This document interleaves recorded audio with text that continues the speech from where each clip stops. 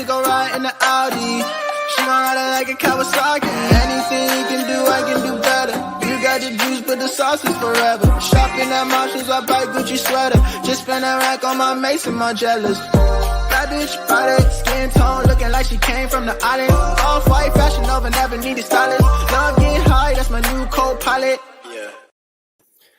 What is going on, everybody? Happy motherfucking Friday. How we doing, V? How you living, brother? Oh, I'm feeling great, man. What a fucking Friday. Playoffs for this weekend. It's going to be a good-ass motherfucking weekend, dude. I am so pumped. We are so happy that you guys are here with us today. Thanks for stopping by. This is the All Sauce team every single Friday. Me and your boy Vsaaauce is brought to you by Betting News. Go check out bettingnews.com. If you guys haven't already, so stoked that our dog Trent just rated us. We're so excited that you guys are in here with us, hanging out, talking all about the NBA playoffs. We're gonna get to talking about these games tonight. Yep, Stone Bets. So this is our that intro. If you kind of like that song, that's our song we roll with every time. That was Limes and Tequila by Taffy. Check out his Instagram or TikTok at TaffyFit.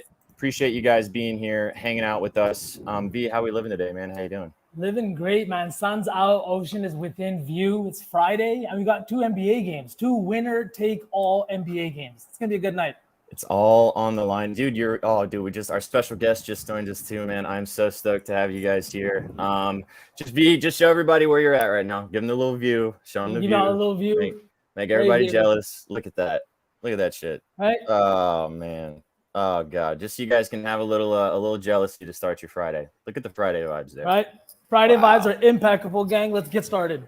Let's get rocking and rolling. All right, let's go ahead and let's talk about this real quick before we get going. Guys, you get a chance to win a Betting News hoodie. If you guys want to check out the channel, all you got to do is follow the channel, drop us a follow. We appreciate you guys being here. And throughout the entire show, if you drop your guesses in chat, how many points SGA is going to drop tonight. Whoever gets the closest and follows the channel will get a chance to win this spicy Betting News shirt. Ooh. Oh fuck, I can't do it with the L string. That's a nice hoodie. It is very nice. It's very soft. It's very comfy. All you guys got to do is drop your guesses in chat. I'm sure I'm getting a bunch rolling in right now. Let's go. I will not be able to keep up with all that right now, but I'll be sure to get it all later sorted out. All you got to do is follow the channel, and we'll get that shipped out to you guys. So, guesses in chat throughout the entire show. V, should we go ahead and bring the special guest on? I think we should. Let's bring him up. It's a close friend of mine, Sukh. Me and him, we've been talking basketball for the last, 15 years. As long as we've known each other, he's taught me a lot. And without further ado, this is Sukh. What you know about rolling down in the deep?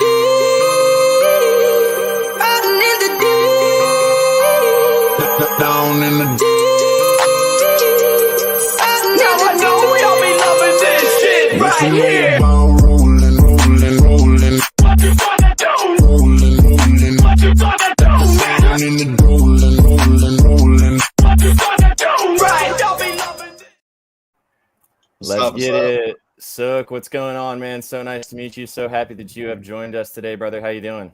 Good, man. Thanks for having me, boys. Let's get at it. Man. So good to have you on here today.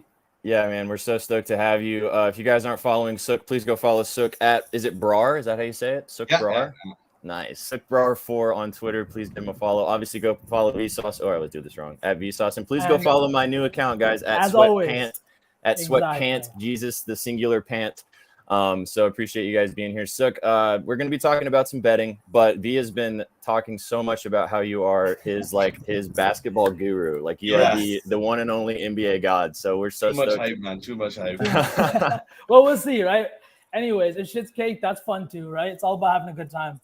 Exactly. And if this is your first time watching the channel, trust me, we got a lot moving forward. We got a lot of edits. We got some games we're going to play. So let's go ahead and get rocking and rolling.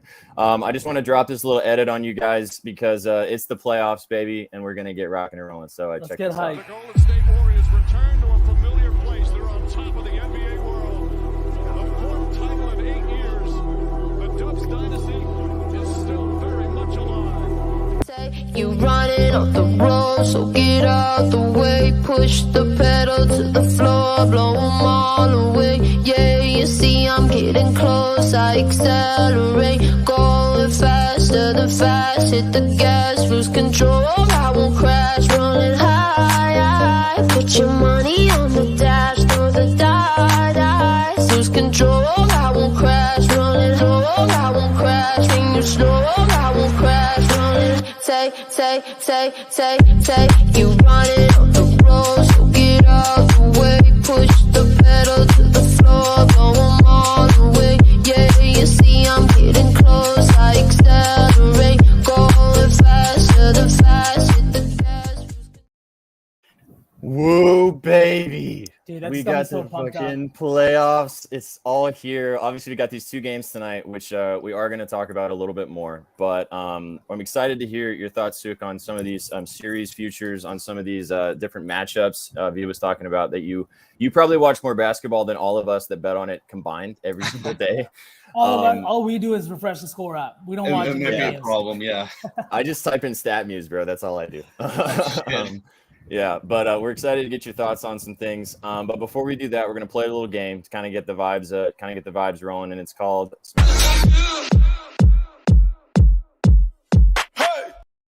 All right, so to get us going today, how we're going to do things, we're going to talk about the 3 biggest series spreads in the NBA. So we've got, we can't talk about the Bucks or the Nuggets because we don't know who they're playing yet based on the play-in games going on tonight. We'll get to that a little bit later. But for Smash or Pass, for you guys that have just joined the channel, it's the way we kind of do things is I'm going to read off the series spread, and I'm going to ask these gents if they would smash or pass on the series spread. You guys obviously drop it in chat, your smash or your pass as well. We'll kind of talk a little bit about each individual series throughout the game, and then we'll move on and talk about the rest of the games as well. So, does that make sense? Get it? You with me? Rocking. All right, word. So let's start with this one. This is going to be a little bit of a hot topic, I think, especially in chat. So we got the Sixers -2.5 right now, which means they have to win by 3 games or more against the Nets. It's -162. I know our buddies Bookies DW got in pretty early on this number, got a pretty good value on it. All right, V, I'll let you go first. I want to hear your thoughts if you would smash or pass on the Sixers -2.5 at -162. Man, at -162, I think I'm going to have to pass. That's just too much juice to be eaten to take the Sixers team that, again, not well coached. We've seen Doc Rivers in the playoffs and, like, historical jokes by this guy, you know? So I don't want any part of this. Bookies DW, I think he got in at -130, which was pretty solid value. I definitely would have dabbled at that point. But at -162, I just don't want anything to do with this team. You know, I know they're good, but it's all behind Joel Embiid. Harden or anybody kind of has like a bad series, anything like that. Plus, we've seen the narrative with Bridges and all this kind of stuff going on with Spencer Dinwiddie. We'll get into that more as we talk about it, but I don't think I'd eat the juice here at -162. Look at this. The bubble was the most fraudulent season in history. Yeah, facts. Sukh, what do you think, man? Would you smash or pass on this Sixers team? I'm going to disagree with Vern here. I would smash that. I think the Sixers are pretty locked in. Doc's out here talking smack, talking about how that Clippers team could never have won, but the Sixers team reminds him of the 08 Celtics. I'm pretty sure he doesn't actually believe that, but I would smash that because the Sixers, if they want to win a title, they have to deal with this Nets team quickly. And I don't believe in the Nets really forcing much when Joel has just been in the paint all season, doing what he needs to do to win. Mm-hmm. I know there's a lot of hype going on with Nick Claxton and things like that, but I don't think that there is a matchup that is good for Joel Embiid. I love Nick, but I think he'll foul lots. Mm-hmm. So I'm going to go against both you guys. Or I don't know if I'm going to go. I would not take the Sixers -2.5 here. I kind of dabbled in looking at the fact that the Nets might win this series. I don't think that the Sixers are going to lose this series outright, but I do not believe in the Sixers team. If you guys tuned in last Friday, V and I kind of talked about that. Neither one of us really believe. I don't think the Sixers team is going to go very far, which means they're going to go win the finals, no doubt. But I don't know, man. Something about it. I want to see it first. Obviously, you guys touched on it's been a little bit of a rocky road for this team, especially when they get into the playoffs. So, yeah, Sixers sweep already paid out. There it is right there. I don't know. I also really am interested to see how Mikal Bridges is going to play in the playoffs. I mean, we've seen how he transformed into looking like one of the best scorers in the league for the last month of the season. I'm excited to see how he's going to play against the Sixers team for for this series, and if that continues or if that kind of fades away and it kind of falls back into the player that we saw for multiple seasons with the Suns. I think Mikal will matter because if I'm remembering this right, Mikal's mom actually works for the Sixers, and he was originally drafted by the Sixers and then traded away on draft night while he was wearing a Sixers hat. Oh, wow. So motivation is there. And watching Mikal for the last month, he's loving it. He's loving being the number one option. He's loving not drifting into the corner in transition. He's loving having that ball in his hand, and he's pulling up in transition. So Mikal will have a big series. Man, honestly, I think we should just get into this game right now. Yeah, I'm down. Let's go ahead, SPJ. What were you going to add? I was just going to say, like, I'm probably going to end up betting on Mikal Bridges points, at least for the first couple of games, based upon my own thoughts and what you just told me as well. I did not know the narrative about his Sixers background. So yeah, he was actually talking about it. He said he was drafted. He's in the room, and he's super happy. And then nothing happens. GM just walks in. You're traded. He didn't even go out with his friend. He didn't go out with the rest of the draft class. Didn't celebrate. He's like, I sat in my hotel room, basically in piss. Yeah. Look, you already got love in chat, bro. Seems like an NBA wizard. This man knows everything about, for sure. That's why we brought him on the show, man. That's why he's here. Yeah. All right. So we'll talk a little. We can go ahead and just talk about this series a little bit more. I'm happy to do that. I mean, this game it's tomorrow. I think it's the first game on the slate tomorrow. Mm-hmm. Gents, what do you guys think about this game tomorrow? Game one. So do you want to talk a little bit more about Mikal, or do you have somebody else you're looking at for this series? The other guy really to look at is Cam Thomas. The guy's a blowtorch. All of a sudden just turns it on and he's in a heater right away. It's pretty nuts. Pulls up from three. It really complements the whole team because everyone can shoot. And then you got Nick down low, Claxton boarding, and he's got a game of Vern. I know we've thought about this, and then we watched the game. Claxton's got sneaky post game. So I like this Nets team. When the trade happened, I said you got 8-9 vets on that team. And that is conducive to winning, but not against these Sixers. If that's my hope, is that these Sixers become who they need to be and are finally a finals contender. It's so it's an 8.5 point spread tomorrow in this game, which tips off at 12 o'clock Central, 1 o'clock Eastern. Obviously in Philadelphia, first game of this series. 8.5 point spread. The Sixers are minus 355 on the money line.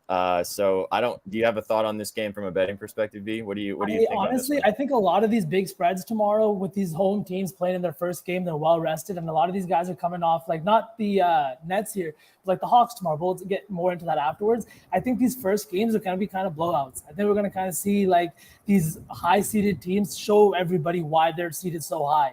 The Nets made it into the playoffs, but after the trade deadline, I wouldn't say that they fought to get into the playoffs. They just didn't lose enough to get knocked out of the playoffs. Right. I think they're 11-13 after the trade.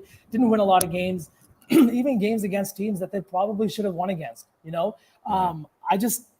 I honestly am probably going to roll with the Sixers minus 8.5. I'm probably going to play this series more game-to-game based, and after I see how game one pans out. But I really like the Sixers to come out, especially with all this MVP, all this kind of talk that's going on. Like, I really don't like how the media has made such an emphasis on asking players about the MVP and their opinion on the MVP. It never used to be like that. You know what I mean? It was an award that was handed at the end of the season, and you took it, and if you didn't get it, you didn't get it. It wasn't this much talk about it during the season. And I think all of that, it's all in Joel's head. He probably comes out, puts up a 40 piece on the Nets, and they win by 16-17.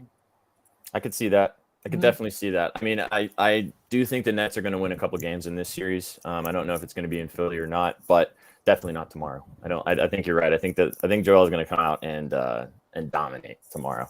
All right, let's move on. Let's talk a little bit about this next series spread, which, Avi, I can't wait for you to get into this one. The Celtics minus 2.5, which 2.5 point or 2.5 games over the Hawks, minus 162, same value as the Sixers there. So, Avi, I'll let you go first. Would you smash or pass on the Celtics minus 2.5? Man, instead of taking, like, you know me, I don't like juice a lot. Yeah. Instead of taking minus 2.5, and I'm needing them I think they need to win 5-1, right? Mm-hmm. 5 games. I'm going to just take them to sweep because either the Celtics beat them in 4 straight or the series goes 6 games. Yep. I know how they play. I know as Sukh also a fan of the Celtics, and he knows this team really well. Sometimes we just have this habit of playing down to our opponents, and game one is going to decide that. Game one and how the Celtics come out and how aggressive they are, and if they put like foot on the gas. Should not be a game where they win by 4 or 5 points. It should be a game where they win by 16-17. Like I was talking about earlier, the teams that come in off these play-in games, they're usually getting smoked in the first round, 4-1, 4-1. I think there was 2-4-2 series, and that was the Suns versus the Pelicans. And we saw Booker miss 2 games in that series last season, and I can't remember what the other one was. But even the Celtics, when they got in through the play-in, they got smashed 4-1 by the Brooklyn Nets. So this is either going to be a Celtics 4-game sweep, which I'm going to sprinkle, or it's going to be a 6-game series that adds more, adds more fatigue to the Celtics for absolutely no reason. Yeah. Sukh, what do you think? I didn't know you were also are you a Celtics fan? Oh, or yeah, you guys you're a Celtics fan too? Okay. But I think this series is definitely in the Celtics bag, but Trey will decide how long it goes. Trey is going to decide if this is the sweep, like Vern was saying, or 6 games. Trey does seem locked in. This Hawks team is cocky, but at the end of the day, the Celtics will win the series, and I think it will be a sweep or 5 games, not more than that. Here's a quick side question for you guys. Which team do you think is cockier, the Hawks or the Grizzlies? Ooh, the Grizz. Dylan Brooks. The guy's sitting on the moon by himself with how cocky he is. He needs to get sent back to the moon. I fucking hate Dylan Brooks. But I would pass on this. I think that the juice sucks. I'm not going to drink -162. I do think that I might actually sprinkle that with you guys on the 4-0 sweep. I might sprinkle that. It's probably decent value right now. I might look into that one. I actually believe in this Celtics team. Since V and I have become friends, and I've watched them a lot this season. I think we could see some master classes from Jason Tatum in the playoffs this year. I really do. I think he's going to be locked in. Yeah. So you guys know this team more than I do, but I don't know. I might have to jump on your green bandwagon for a little bit on this one, but man, just to speak on it a little bit, like this team has been insane. Even last season, we saw them turn on the second half of the season. Now you're telling me they lost their coach a week before the season started, well into training camp. Everybody had this team packed. They've had their starting center miss, I think, 50+ games. Marcus Smart's been out a lot of the season. This series is gonna revolve a lot around our guard play. We have JB, Marcus Smart, Derek White, and Malcolm Brogdon, all like kind of thick boys. Like Marcus Smart is the smallest out of that, foursome there. And then you have Dejounte Murray on the other side, who is a little bit taller, like lengthier defender, but he is small. And we've seen with this Hawks team, they get bullied on the offensive end. They post them up. Marcus Smart, especially when he has the smaller defender, he loves to play in the post. And that's exactly where they were shooting so well. I believe Trae Young was a -34 in the 2 games that they played each other this season. You know, and it's not by accident. They're attacking him and doing it often. And also, just to add to that, Marcus is saying he's not 100%, but he said that he's 90, and that's the best he's been in years.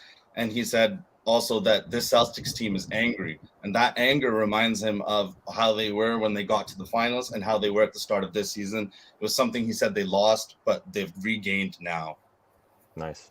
I mean, when you get to the point where you're like, isn't Marcus Smart's what, 30, early 30s? What is he, 30? He's under 30, yeah. But I mean, when you get into the later part of your career, I feel like you're not 100% ever. Yeah, It's 90% is probably about as good as it gets for him. Especially the way he plays, banging into everybody. Oh, for sure, 100%. Word. All right. Well, I'll roll with you guys on the Celtics then on that one. All right, last one before we move on and kind of talk about a little bit more of all the games. We got the Suns -2.5 plus money right now, +108 against the Clippers for the entire series. So I'll let you go first. What are your thoughts on this Suns team against this Clippers lineup with no Paul George? Oh, I think it's going to be tough for the Clips to make it a series. And in all honesty, the way I've been looking at it is a lot of these first-round series, I think Vern said this before, I don't think they're going to go very long at all. Yeah. And the Suns, like KD and Book, when they were on the floor together, they were cooking. Book was still getting his. And KD, he's played with other superstars. Numbers aren't sacrificed when you're with KD. You just ball out even more. Yeah. Facts. V, what do you think? I love it, and I love the odds on this, man. I just think that this Clippers team, they made some moves at the deadline, and I think they got worse, especially without Paul George and that defensive prowess that he brings to this defense. It's not looking good for them. You know what I mean? Who is Kawhi going to guard? He can't guard 1 through 5, right? He can't guard all 5 of them at the same time. So it's going to be a tough series. When Eric Gordon is playing significant minutes in the playoffs in 2023, which I'm guessing he will, same with Nick Batum, I just don't see that team winning 2 games in the playoffs, especially against like the favorite to win it all right now. You know, I know that they weren't first. I know that they haven't been the best, but we all know what happened at the trade deadline and how well they've been playing when they have a fully healthy squad, right? They lack in depth, but their top 4 are probably the deepest in the league. Yeah, 100%. I think that obviously the PG not playing this series is a massive blow for this Clippers team. I think that this plus 108 number for the Suns minus 2.5 is great value. Like that is I was surprised it was plus money, to be honest. I mean, I know the Clippers can play really solid defensively, but that was with PG. They could probably steal a couple games here, but I don't know. I believe in the Suns a lot more than I do this Clippers team right now. Sorry. Go ahead. No, go. I was just going to say, Ty Lue also did say that if PG does get healthy, he's going to still look if there's risk of re-injury, if they're even in the series. So I could see PG not playing a game. Yeah. I mean, obviously they want to go and they want to do well in the playoffs, right? But like they don't want, because I mean, that knee injury that he had looked nasty when he got it. I mean, the fact that he walked away from that with only 2 to 3 weeks, or I guess it's been almost a month now without it being a significant ACL problem or something like that, with his injury history, they're not going to want to risk a permanent injury that's going to put him out possibly for part of next season. So yeah, that's a really solid point. I think that if there's any doubt, they'd have to win this series, I think, for them to even think about bringing him back. Yeah. And I don't think that happens. So word. All right, let's talk about the rest of these matchups. And obviously a lot of them are a little bit closer than the ones that I just read off. We can't really talk about who the Nuggets are going to play because those games are tonight, or the Nuggets and the Bucks. Honestly, we'll talk about. You can assume that whoever the Nuggets and the Bucks play, they're gonna smash them. Four games, maybe 5. It's not gonna be pretty. Dude, you texted that in the group chat, and that was really funny. I love that. Barkley got in shit for saying that on TNT. I just think it's the history, man. It's the history of the play, and you added these 2 games at the beginning. Some of these teams don't even belong there. Like a 10th place team kind of sneaking into the playoffs, or things like that. You're not meant to be there. You don't think the Thunder could win a game against the Nuggets? That is the only series where I could see it, and it's just because SGA is fucking SGA. And Giddy keeps it up. Well, I mean, V is all over Giddy today. I also love Giddy. We'll talk about this game a little bit more in a little bit, but I do think that Thunder team, if they get out of Minnesota tonight with a W, I think they could surprise some people against the Nuggets. But I'm not a big Nugget guy, but that's neither here nor there. All right, so let's move on. Let's talk about some of these closer series. The Knicks versus the Cavs tomorrow. It's a minus 1.5 towards the Cavaliers, plus 104. So obviously a little bit of a closer series there. Gents, what do you guys think about this one? Sukh, I'll let you go first. What are your thoughts on the Knicks and the Cavs? I think if the Knicks do win a game or 2, it will be early in the series. They'll catch the Cavs off guard. No one really thinks the Knicks are going to win this series. So if they're going to steal one, it's going to be early. V, what do you think? I'm not, honestly, it's kind of a toss-up for me. This Knicks team has been playing much, much better than I expected, and I kind of had them being kind of I was all the way out once they signed Brunson. I was just like, what is this? What a big waste of money. Knicks did it again, and I was so wrong. I was like, they're not even going to make the playoffs. I was wrong again. You know what I mean? I thought Tom Thibodeau should be fired, and look, here he is sitting at 5th, right? With his raspy voice, the guy needs to go see a fucking doctor. Literally, him and Doc Rivers, whatever they got it in when they coached the Celtics for sure. Their vocal cords are shredded.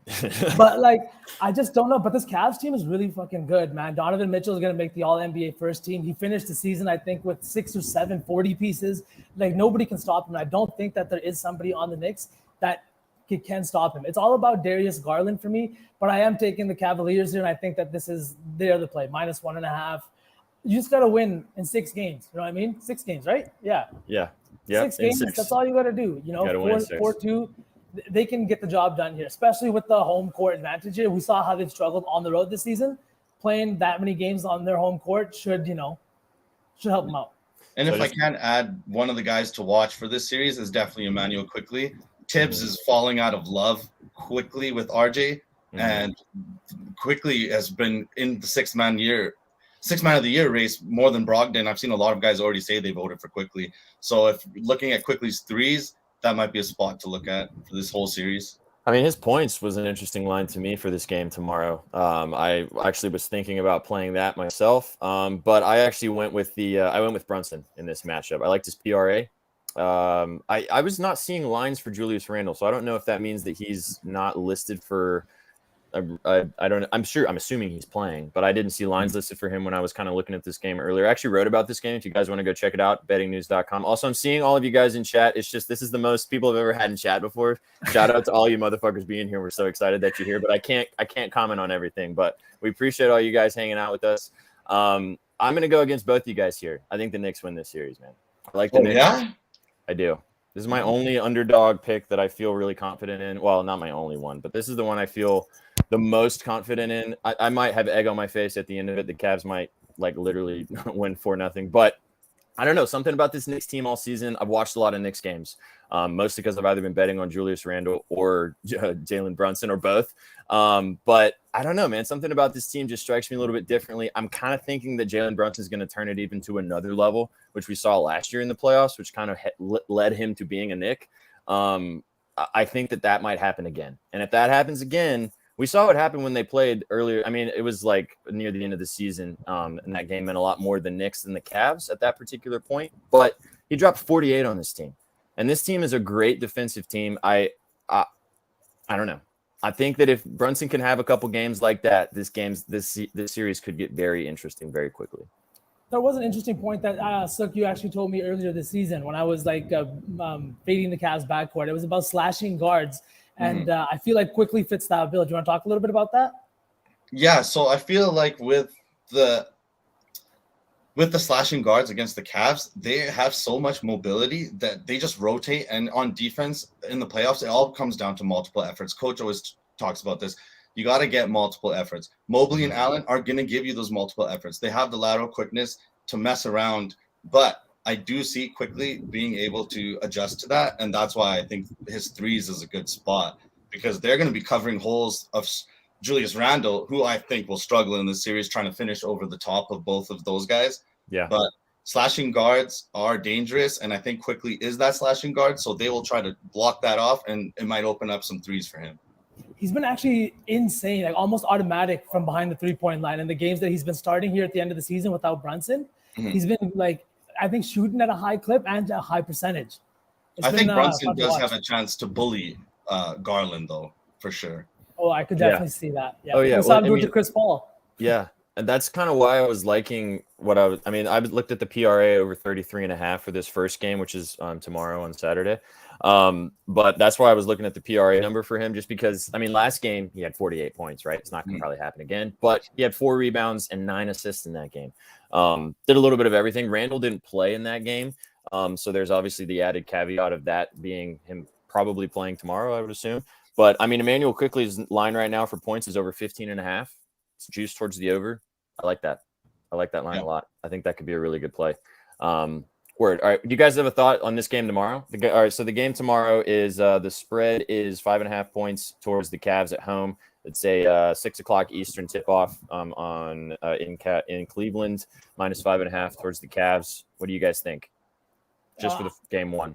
For me, I think I would be taking the Knicks plus 5.5. Here's the Cavs' first playoff game in a long time. You know what I mean?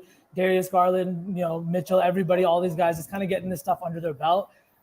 It's not like the Knicks have been here, but they're a grimy team. You know what I mean? They're gonna bring you down to their level, make you play on their level, right? And I think that, like Sukh said, if they're gonna get a win, it's gonna be early in this series. I think game one is one that they keep close. So, yeah, for sure. I would take the Knicks as well.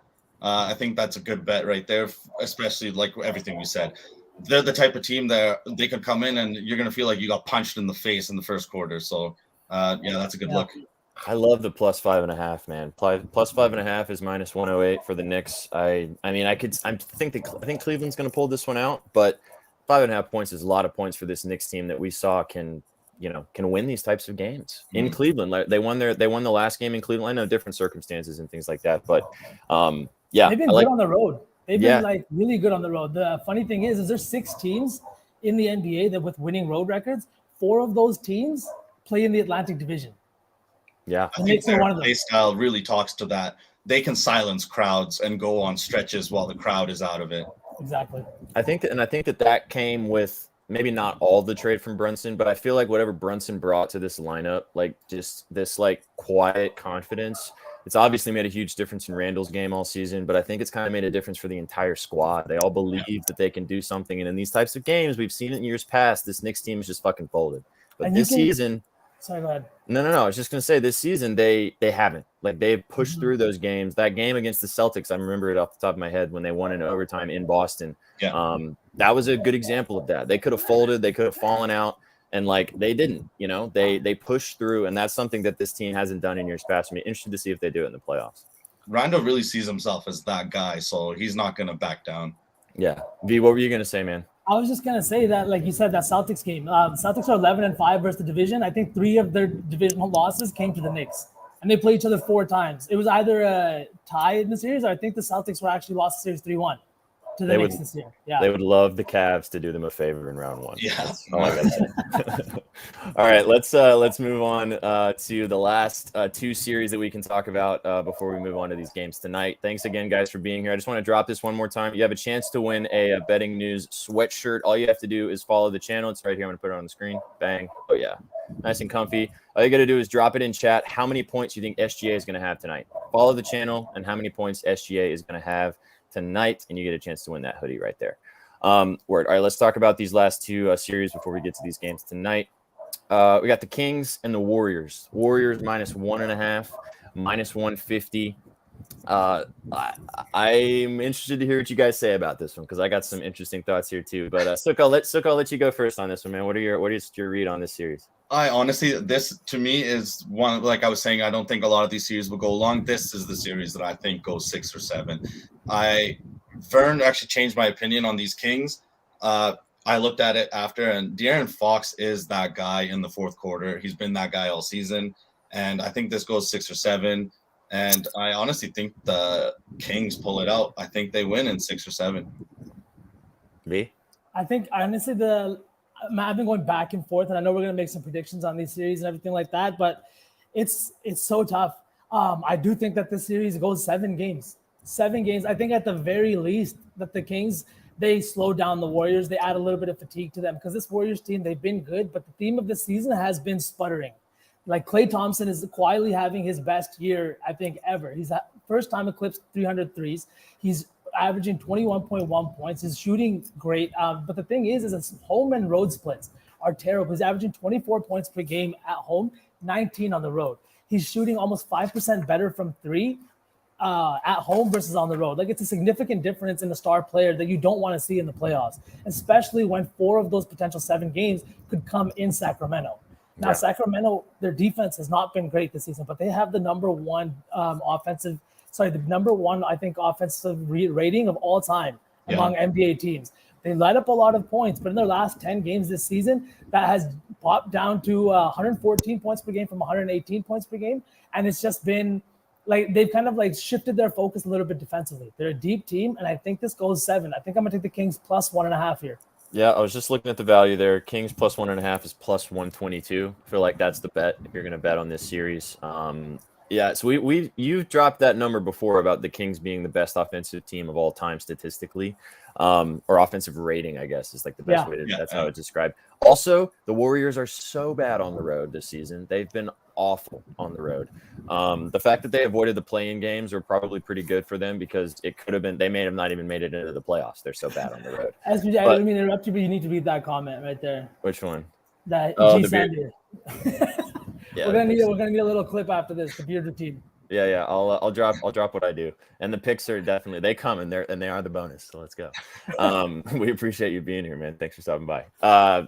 I love the Kings, man. I have them winning this series. We'll talk about it when we kind of drop. So how we're going to do things in a minute after we talk about these last games, we're all going to give our favorite picks. And then throughout the rest of the playoffs, every Friday, we're going to come and see kind of who's doing best. So everybody's going to drop their series winners. We're going to see how each one of us does. Drop your series winners in chat as well. We want to hear what you guys are thinking out there. But I like the Kings. I take the Kings plus 1.5, plus 122. I might have just convinced myself to put a unit on it myself. I do think this game might go 7. I think the Kings could maybe even finish it in 6. I don't know. I love the Warriors. I love huge Steph guy. I love this team, but I also really like the Kings. I've watched them a lot this season. We talked about this. I think a sneaky NBA Finals MVP bet, if you can get this somewhere, if you think the Kings are going to do well this season, Sabonis Finals MVP. It's probably so crazy. I don't even know if you can bet it yet, but I think that he is somebody that if they are going to go far in the playoffs, Sabonis is going to might have a couple triple doubles, maybe more than a couple, and he could carry this team all the way. I don't know. Sorry, go ahead, Sukh, you first. No, I was just going to say, if you look at Sabonis' stats, the only guys that are besting that are like Giannis and Jokic. Like the guy is quietly banging down low every night, getting fouled and not getting the calls that other superstars get, but that doesn't deter him a bit. It reminds me of Randall in that sense. Mm-hmm. For sure. He's been like, just because we're talking about him right now, he's been kind of forgotten this season just because of Jokic and Embiid and the other kind of good centers in the league right now. Let me just read you a stat. The centers with 1,500 points, 900 rebounds, and 500 plus assists in one season consists of Jokic, he won MVP, Wilt Chamberlain, he won MVP, and Sabonis this season.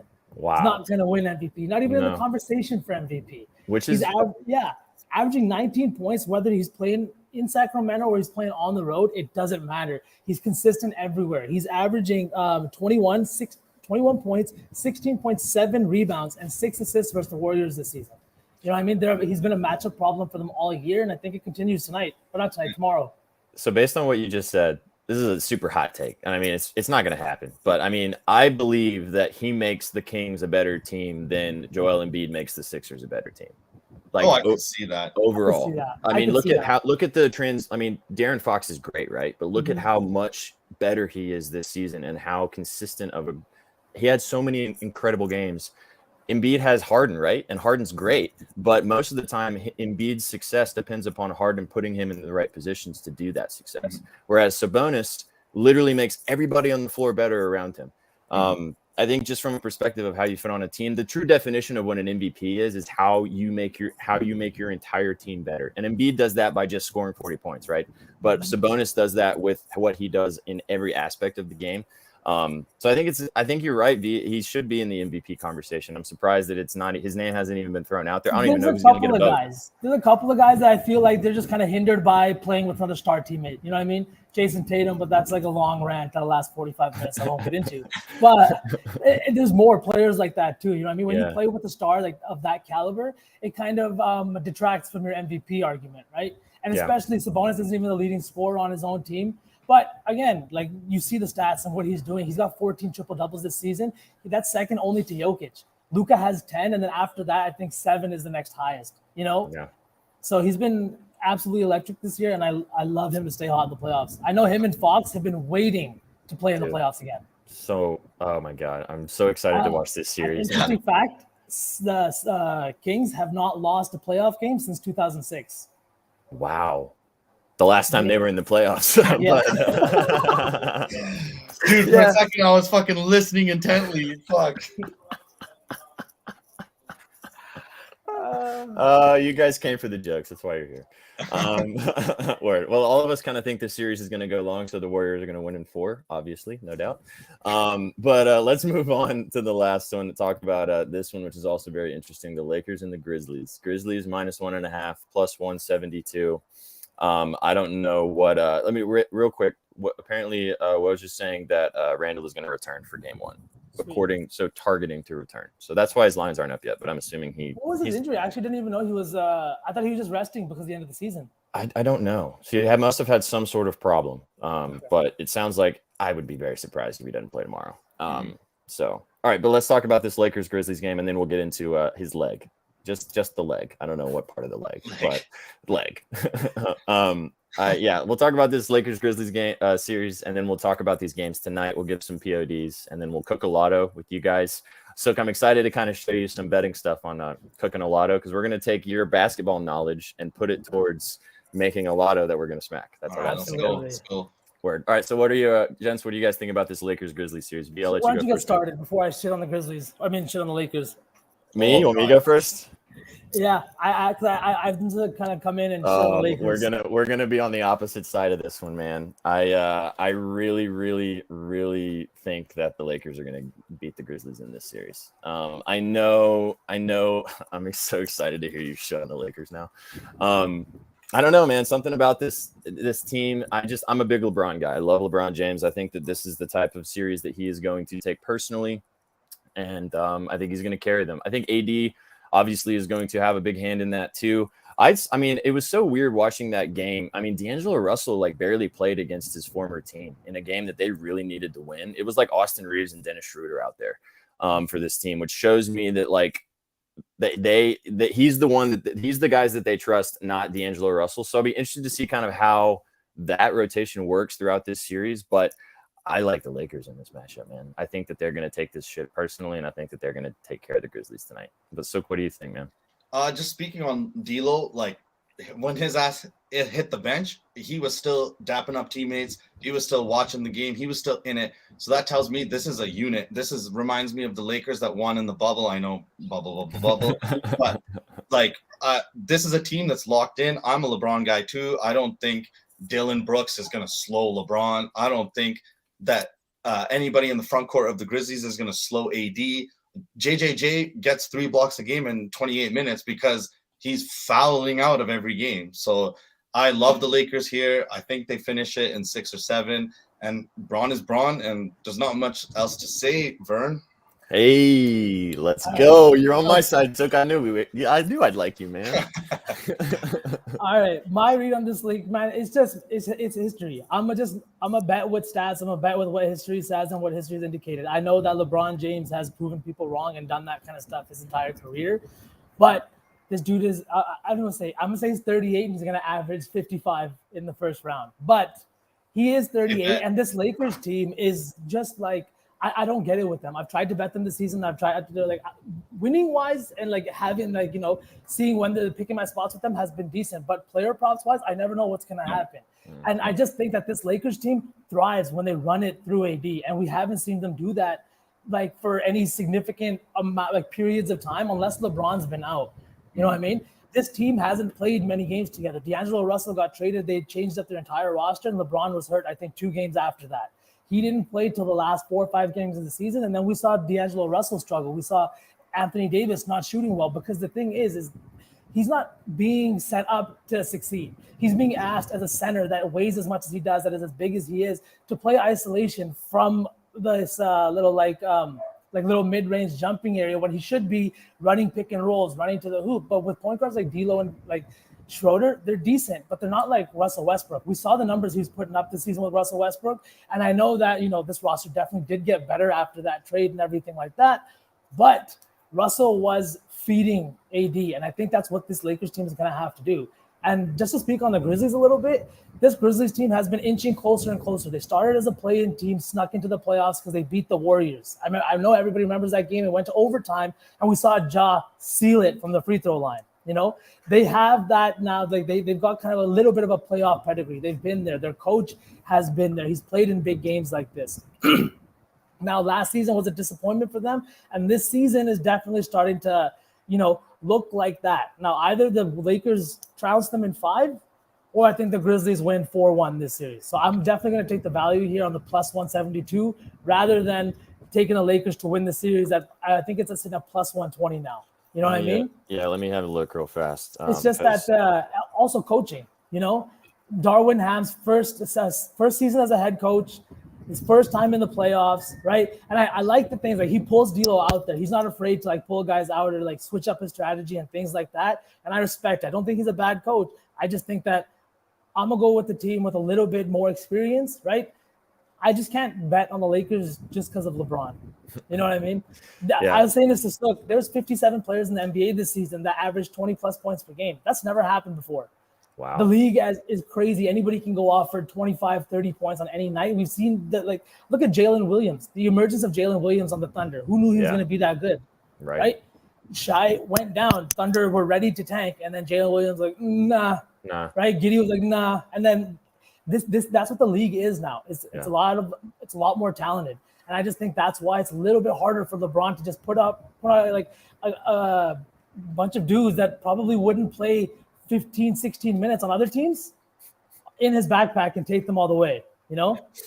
Fruity got a text from JJJ. He's saying that they were going to piss on them. The Grizzlies? Yeah, they were going to piss I'm out. If JJ's on the Grizzlies, I'm out. Oh, JJJ. I thought he meant TTP, sorry. He's saying Jaren Jackson. He's saying Jaren Jackson texted him saying they were going to piss on them.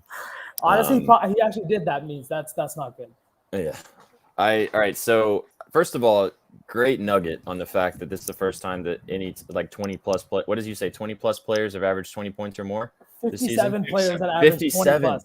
57. God, That is such a good nugget, dude. Where did you find that info? Like, did that just randomly pop up in some of your research or something? Or yeah, scrolling a bunch of the things I follow on Twitter are literally just people posting NBA facts like that because it comes in handy when you're trying to look at these games. You know what I mean? It gives you a better perspective. For sure. I like to I love the way we all discuss games. You know what I mean? Not just coming out here like I think LeBron's gonna want it more, so he's gonna.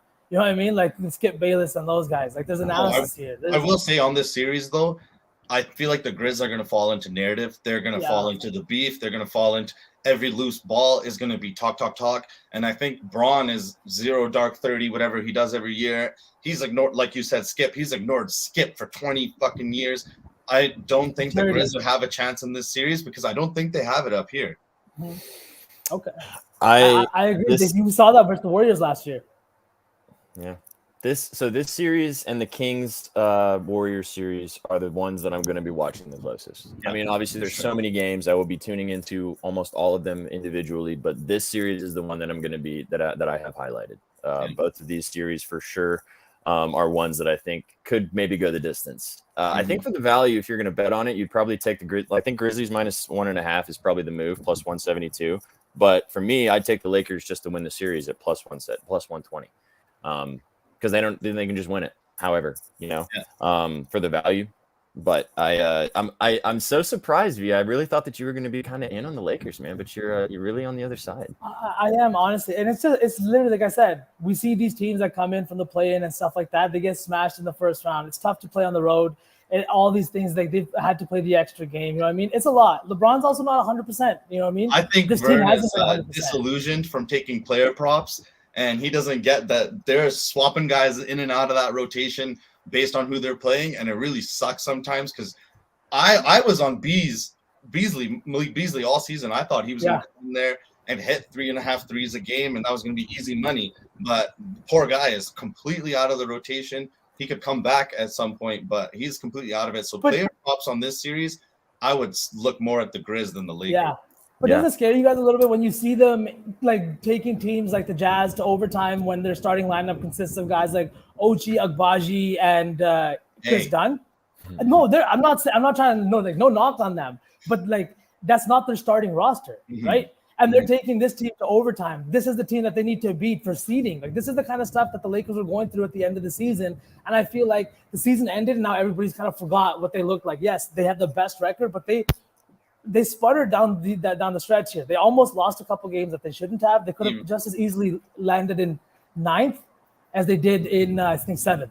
Even AD's foul almost had them out of the whole thing. Yeah. Like there you go. You know what I mean? Like it's mental lapses like that. And I just think that a lot of these guys on the Lakers, outside of LeBron and AD, plug and play. But most of them don't see significant minutes on other NBA rosters. But I will say, watching that post game, they had Braun ready to do the interview.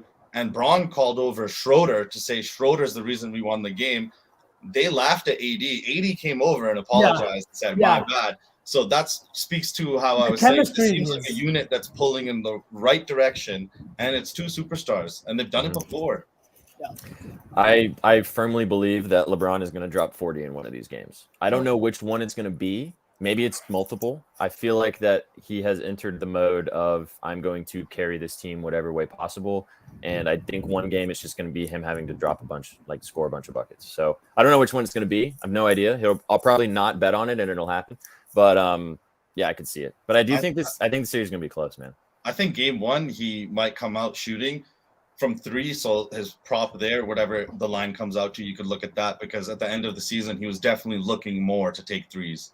Even though the percentages fall off, he's still super comfortable. And Braun in the playoffs is a different monster. And I feel like that's one of those things that we were talking about, like silencing road teams. You know what I mean? They're going to have a lot of games on the road, and that's what LeBron does probably better than anybody else. Maybe outside, like it's just him and Steph that do it that well. Silence road crowds with a big 3 like that. And LeBron's not even a 3-point shooter, so I love that. I love him to come out aggressive. Well, and we talked about this last week, V, about he's actually the last couple of weeks of the season been shooting really well from 3. I don't have the statistics pulled up in front of me, but he's been hitting his over 2.5 line relatively consistently you're gonna have to rely upon him making over 50% of his threes because he's not gonna huck up a bunch of them. But I do like that look. I think that he has a chance to make some of those big shots. He did that in the Minnesota game. He had one where he just literally just got the ball pulled up right in front of I can't remember if it was Ant or someone else, but that's what he does.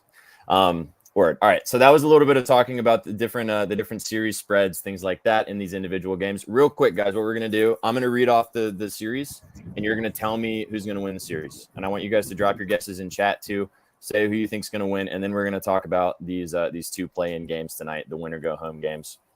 And then we'll get out of here and let you guys enjoy this kick-ass weekend of NBAs. Let's go. All right. So first game, first series, Sixers Nets. What do you guys think? Sixers. I'm gonna go also with the Sixers, although I'm gonna have it on record that if the Nets win, I'm just saying, I did say that. All right, the Sixers for me too. All right, so can't do Bucks and Nuggets because we don't know who they're playing yet. I think we're both. I think we're all gonna take, unless SPJ on the other side, but I think Bucks and Nuggets through across the board, all three of us. Bucks Nuggets. You on the Bucks and the Nuggets, Sukh?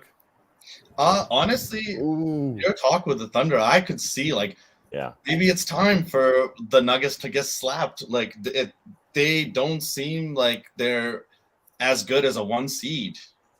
They're not as scary. Last 1 seed to get knocked off by an 8 seed was also a big, skilled European big center. Just saying. Really? Dirk Nowitzki. I was about to say, was it Nowitzki? Okay. Yeah, when they got upset by the Warriors and Baron Davis and those Believe Warriors, was it not 1 versus 8? Were they wearing those terrible burnt orange? Oh jerseys? yeah. Baron Davis and Jax was on that team. So history repeating itself. Another big, skilled European center. Yeah, I honestly, if Porter goes out, that series is looking really good for the Thunder because Port is a bully. Well, and I mean, Giddey and SGA can take. I mean, we've seen it in the last couple of games, but all season, either one of them or both can take over a game at any moment. So, but we'll talk about that in a second. But I think Bucks and Nuggets is probably fair. But I do agree with you, Sukh. I think the Thunder could, if they get by the Wolves tonight, I think they could make things interesting. Okay, Knicks, Cavs. Cavs. I'm going the Knickerbockers, man. I'm going against you guys on this one. All right, Kings, Warriors. Kings. I'm going Kings too. Let's go. I didn't know I was going to be the only one. The beam. Like the beam. Yo, honestly, if they win the series, they might go to the finals. No lie. If they win the series, him that today. I was like, the Western Conference Finals is where they're going. The only team I'm afraid is the Suns because it's like Kevin Durant. Mike Brown has the pedigree of a winning coach. I was surprised, but also like Kenny Atkinson on the Warriors. Some guys just likes being an assistant on the Warriors. You get W's, and I'm sure you soak up a lot learning from Clay. Like, look at Kevin Huerter. Kevin Huerter barely dribbles the ball, and he's lighting it up. I saw a funny video about Kevin Huerter being the one guy on that team that loves the lighting of the beam thing. Because you ever notice whoever lights the beam at the end of the games, it's always Kevin Huerter. You know what's funny though? That's maybe that's why he plays so much better at home than he does on the road. I was actually just looking at this. He averages 17 at home, and he averages 17.7 at home, 12.7 on the road. He's shooting 52% and 45% from 3 at home. That drops off to 43% and 35% on the road. Dude, literally 7 and 9% drops. He loves that beam. He wants to light the beam. He wants to light that beam. That's some good shit. That's some good analysis right there. He likes to light the beam. Let's bet on Kevin Huerter at home. I'm taking up game 1. I can tell you that. Hey, facts, dude. Facts. All right, so we're all on the Kings there. Celtics, Hawks. Celtics. Yeah, I'm on the C's too. Lakers, Grizz. Lakers. Grizz. And I'm on the Lakers as well. And then Suns, Clippers. Suns. All right, so that was we've got all of them laid out. Next week we will see who is looking good at that point and who is maybe crying a little bit, depending upon. We're all aligned on most things. The only ones the ones that are a little bit more close. So I think we kind of had some discrepancies. But yeah, like the Grizzlies, Knicks. It should be fun, man. It should be.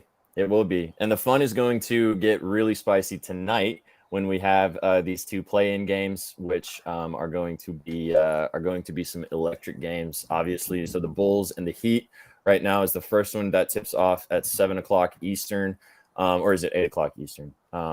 Maybe 8 Eastern, 7 Central. The Heat are 5.5-point favorites in Miami tonight. Over/under set at 208.5. Guys, what do you think about this game? Sukh, I'll let you go first, man. What is your thought on this one? Do you have a read on this game? Do you have a side that you like? Do you like one of these particular teams more than the other one? I really like Levine. for this game. Okay. Because he looked like he wanted to eat Toronto's lunch. And that was an away game. And, this game, too, I think Levine is going to put his head down and get into the paint. The Heat looked like they were ready for vacation. I know they're already in Florida, but they look like they're ready to hop on a plane and get out of here. So I honestly, I like the Bulls here. I think they're going to get the W. They might be the 10th seed, but the play-in has given them a chance to play. And, DeMar and Levine are gamers. I think they're ready. I think Caruso will come out and ball, and I think Patrick Williams will hit a couple of threes. Vooch is going to get a double-double. I really do think that the Heat are checked out. Bam PRA is always a move, but I really do think the Bulls win this game.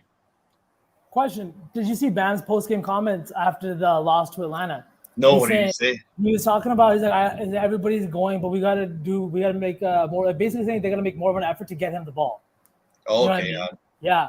So I don't know if it actually happens today. I don't know what happens, but like you said, I agree. I think the Heat look checked out, Cancun on 3. 1, 2, yeah, for real. It scares me that we're all on the Bulls now, but I like this. I like the Bulls here too, man. I mean, we've seen them. Chef is in chat. I'm sure that he's probably shitting himself as talking about this team, but like they have been. Yeah, Vooch is a panda bear. They have been the most inconsistent team all season long. But give me the 5.5, man. They ain't losing by more than 6 points. I also really one of my PODs. I'll just go ahead and give it to you guys now. Because it is in this game. I have something in the other game too, but this is probably my favorite play today. I love DeMar DeRozan tonight. Over 23.5 points. I got it at plus 100. It's actually moved to like minus 105, something like that. I love DeMar tonight. I think you're right, Sukh. I think that Levine's going to have a good game again, but we saw what Lamar did in Toronto.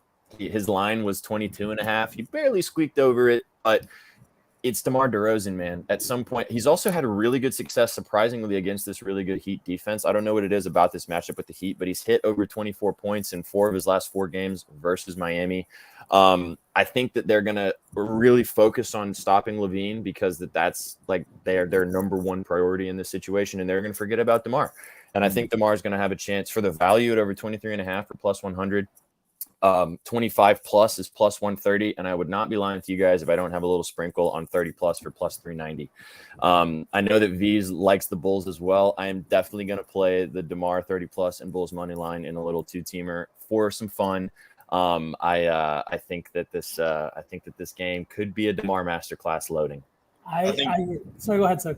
I was just gonna say one way to cover you would just be do points and assists if you can. Yeah. Because if they're stopping him, he's going to be all about the kickouts. Maybe Kobe White has a good game. Who knows? But if Butler is on Levine, then DeRozan will definitely eat Struss alive.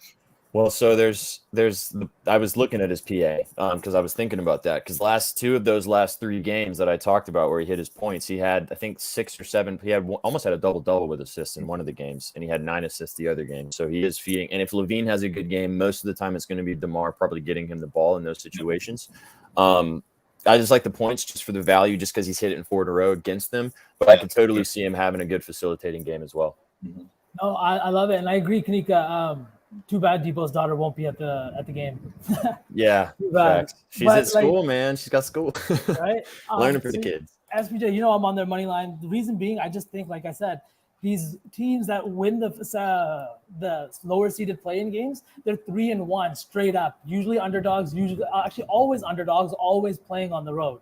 You know what I mean? They're 3-1 straight up in these matchups, and it's just based off momentum. I'm pretty sure one team's carrying momentum that want to be in the playoffs, and one team just kind of looks checked out. And after that first loss, it just kind of like solidifies it, like, fuck it, maybe we should just, go home. And I know Jimmy Butler's a dog or whatever everybody says, but like 6 of 19 versus the Hawks in a much better matchup, I just don't see it happening today. I was looking at DeRozan last night. I saw him open up, I think, at 22.5. I didn't pull the trigger, loved it at 23.5. The Heat are also allowing the 9th most points to small forwards and allowing the 8th most threes. And I know DeMar doesn't shoot a lot of threes, but in games like this, he does. He takes the open shots and he beats you in ways that you don't think he's going to beat you.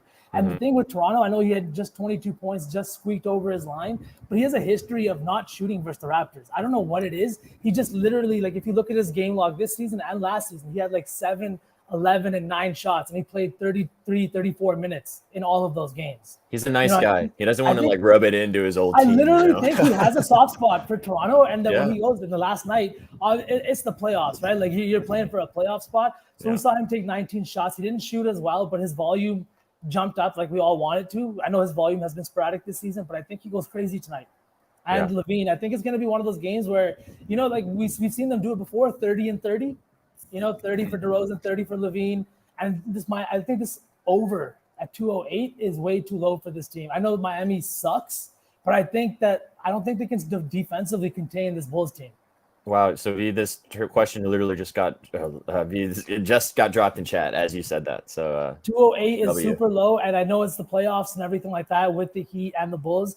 But again, like this could be a close fought game. This could go to overtime. You have no idea what's going to happen in this game. I would take the over. They're all NBA players. You know what I mean? Mm-hmm. Most of these, this is the lowest total we've seen across all the play-in games, and that's because they're kind of getting wise to it. We saw the first round of play-in games. 3 of the 4 went.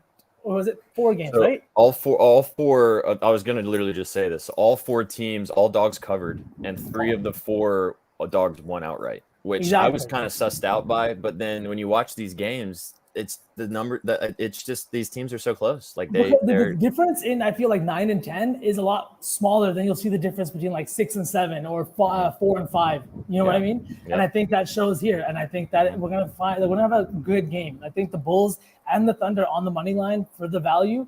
Take them both for a half unit. Be happy if we split, and we'll be ecstatic if they both hit.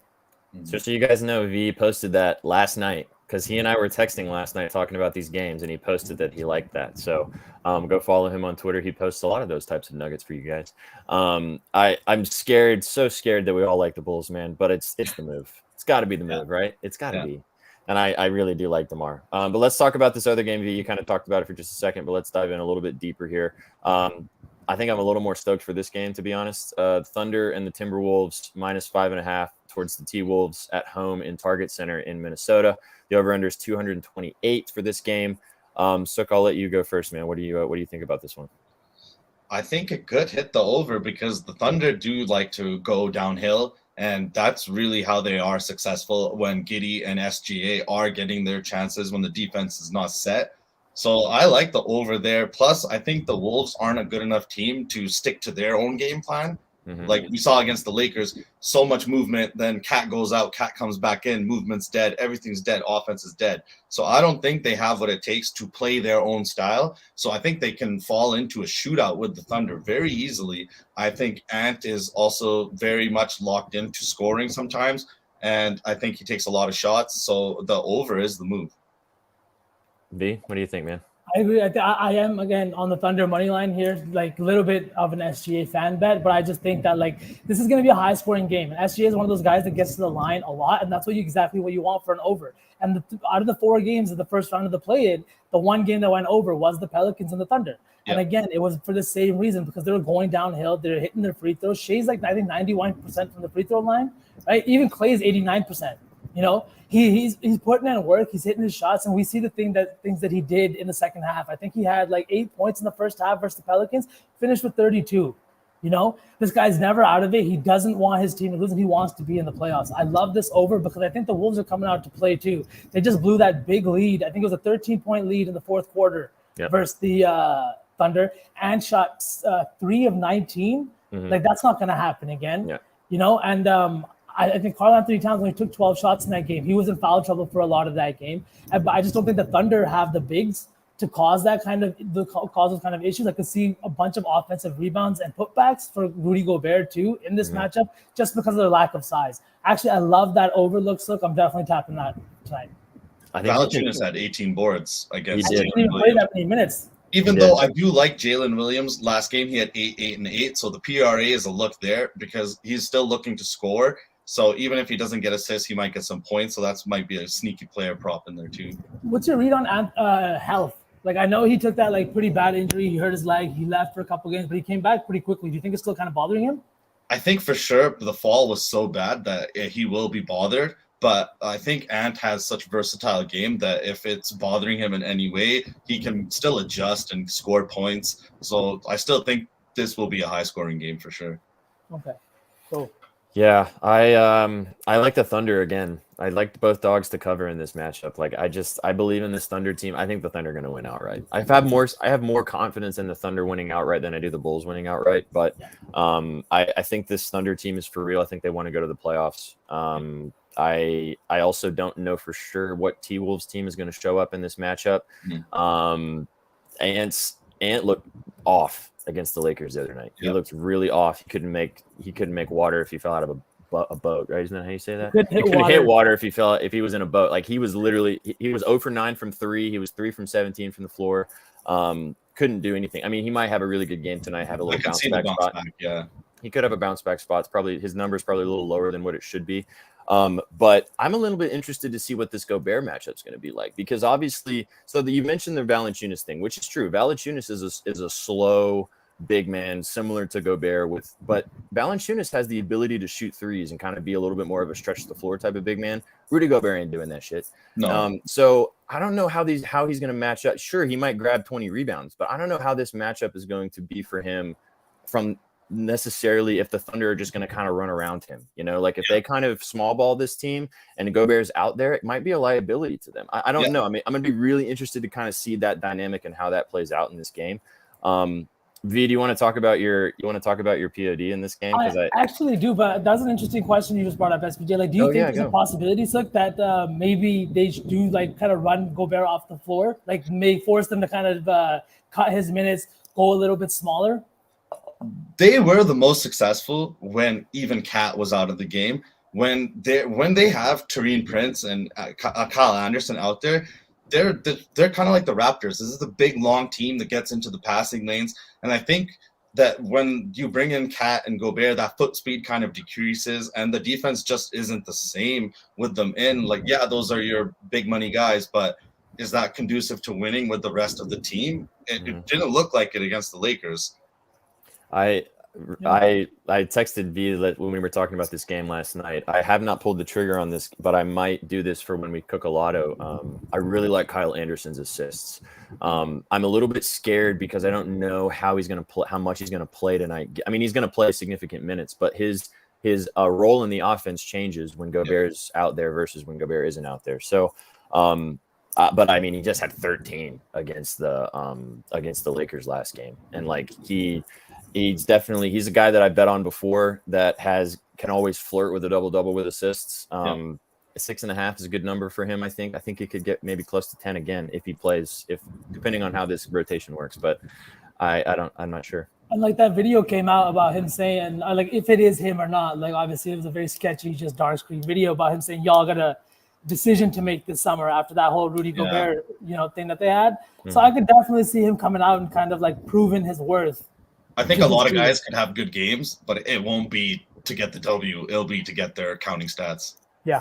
That's why we were talking. So we're going to cook up an SGP for this game because I feel like this game has pretty good situation for a little same game parlay for a couple guys that we really like in this matchup, which is good kind of transition. Because V, what's your? I know your favorite play in this game is a player prop. So go ahead and drop it. Giddy over 8.5 rebounds. It may have gotten bumped to 9.5. I posted this last night. I did say it might get bumped, but reason is he's the Thunder's leading rebounder. He's doing everything for this team when it comes to rebounding. They lack a true big man. I know they're putting Jalen with an L, I believe, in the middle, but he's kind of an undersized guy. He's one of those guys that's gonna like draw charges, that's gonna like put a body on him and make it difficult for someone to score, but not really someone that's gonna be grabbing a lot of rebounds or offensive rebounds. That's been Giddy's role this season. He's averaging 7.9 rebounds on the season. That number's jumped to 8.2 since the All-Star break, and it's at 8.1 at home. He flirts with this number consistently every game, and I just think in a do-or-die game when he should be seeing high minutes, he's also hit this mark in every single game. 3 of the 4 games he played the Wolves this season. The only one he didn't was, I think, their second meeting of the season was late October, early November. And the reason is the Thunder just played a really weird kind of 14-man rotation that game. Shea was out, and they went 14 players deep. Giddy only saw 22 minutes. But in the other 3 matchups, he had 11, 12, and 13 rebounds. The Wolves are also giving up. They ranked 23rd in rebounds allowed, 27th in offensive rebounds allowed, which is, I think, where Giddy could do some work tonight on the offensive glass. for some putbacks, because he's that aggressive dude. He's that guy that's all over the court, like all over the place. I do like that because if you watch, Giddey never leaks out. No, He's coming in to help rebound. They know Jalen with a Y from Arkansas is not getting that board. So Giddey on the rebounds, I can see him getting definitely a double-double tonight. I agree. I definitely did sprint the double-double, triple-double, sorry. His 10+ is the move because he's had in his 6 games against the Wolves, he's had 10+ in 4 of the 6. So that's, I mean, 6 at this point, the line. So I liked his RA. So V kind of turned me on to the rebounds. I booked his RA at 15.5. The line's already moved to 16.5 for -120. I also think that he might flirt with the triple-double. I mean, he just almost did it the other night. He had 30 points too, which is nuts. 1 rebound shy. Yeah, 1 rebound shy of a triple-double. For the value, like, you got to sprinkle it tonight. Yeah. Like, he's going to play significant minutes. He's going to have a lot of stuff going on. So, and his counterparts are short. McLaughlin and Connolly, they're barely 6'1". McLaughlin's under 6. Like, Giddey's got that chance, like Vern was saying, to just stand under the offensive board, and it's going to be in his hands. It should be right there, exactly. And he averages 9.7 versus the, like you said, SPJ is hitting 4 of 6, and he's literally averaging 9.7 rebounds in those 6 games. Yeah. And one of those games, he only had 2 rebounds, and that's the one with like 20 minutes. You know what sucks is when we talked about this last night and throughout the day, his 10+ was like +115, and it's already moved to -105. So it's lost its plus money value, which goes to show. But all right, let's have a little fun. Let's do some cooking. Appreciate you guys being here, everybody in chat. Also, just wanted to drop this in here one more time. If you guys haven't done any guesses, you get a chance to win this hoodie right here from Betting News. All you got to do is guess how many points will SGA score tonight. If you just drop your guess in chat, you get a chance to win that hoodie, and follow the channel, please and thank you. And also follow SPJ, follow Sukh. The more people that follow Sukh, the more he'll post about NBA. And I think that's something all of us need in our lives. Make sure you follow the channel, subscribe to the channel, all that kind of stuff, guys. Thank you. Yeah, we really appreciate all the support. We appreciate you guys hanging out with us. And we'll be back next Friday. Obviously, we have a full slate between Tuesdays and Saturdays, but this is the NBA show, and we'll see you guys next Friday as well. But before we get out of here, let's cook let's have a little fun and do some cooking. I know, so Sukh, I know you don't dabble in the betting necessarily, but your NBA mind is sharp as a tack. So let's use that mind, and let's use our degeneracy knowledge of numbers and put some stuff together. Let's do it. So all right, I think we should start with Giddey because we all love Giddey. Maybe so the question is, do we want to do like a regular, because I mentioned to you, V, maybe doing like watering stuff down to get like to +1,000. So why don't we do something like that? If we can water some lines down, we can also just, because there's only 2 games, so we're definitely gonna have to like reach for a little bit, but why don't we like all throw our maybe like I have Giddey, you really like DeRozan, Sukh was talking about Bam. I don't know if there's anybody else on your mind. We can like set those as the base and then build around that, or is there somebody else you want to talk about, Sukh? No, I like Bam for the double-double, just his mobility against Vucevic. I think he'll get some offensive boards. I think Vucevic is at 3 sometimes, so the defensive boards are there. He's going to fight with Patrick Williams. I like Bam double-double a lot. I'm looking at his rebounding line right here. So Bam +100 too. Nice. It's a good little plus chicky value to get us rolling. We like that.